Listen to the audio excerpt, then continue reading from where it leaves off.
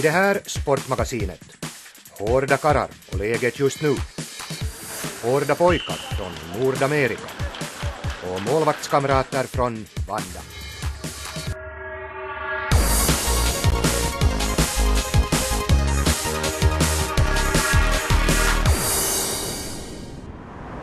Deras vägar möttes för första gången redan för nästan 10 år sedan.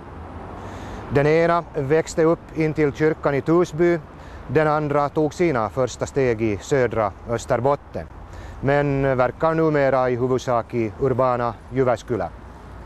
Vi mötte de här karlarna vid ett barndomens bollplank i Torsby. Tämä tapahtui Unkarissa. Sen jälkeen se oli mennyt. Mutta kyllä mä silti olin ensimmäisen kerran, mä olin 9-vuotias. Tulee semmoisia jaksoja esimerkiksi syksyllä, kun se on 2 viikkoa ilman. Ei, se on vaan pakko palata. Se on aina vaan mentävä siinä. Kyllä se on